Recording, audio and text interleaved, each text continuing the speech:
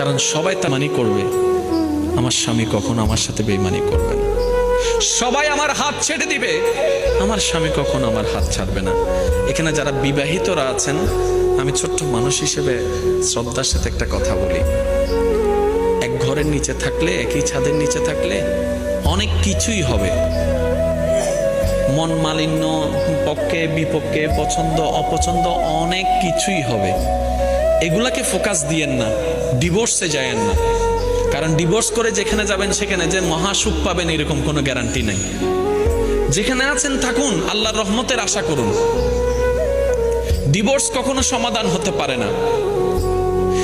স্বামীর কাজ হচ্ছে স্ত্রীদেরকে মায়া প্রদর্শন, মহাব্বত প্রদর্শন করা, কেয়ারিং প্রদর্শন করা। স্ত্রীদের কাজ হচ্ছে স্বামীদেরকে ভক্তি করা, শ্রদ্ধা করা, সম্মান করা। দুইজনের পক্ষ থেকে যখন এই ইসলামের নিয়ম দুইটা চলে আসবে, অশান্তির সংসার অশান্তির হয়ে যাবে। সুবহানাল্লাহ।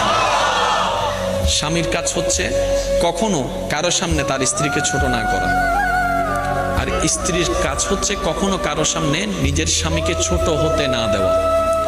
কেউ যদি বলে তোমার স্বামী তো এমন, আপনি বড় গলায় বলবেন আমার স্বামী যেমনই হোক এটা আমার স্বামী, আপনার কথা বলার দরকার নাই। কেউ যদি বলে তোমার বউ এমন করেছে, আমারটা আমি দেখবো, এটা আমার।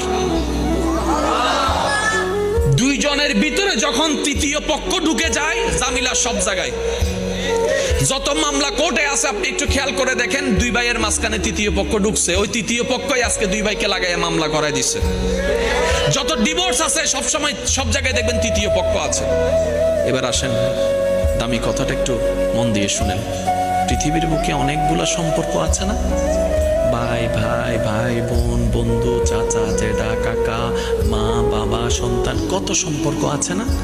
আচ্ছা,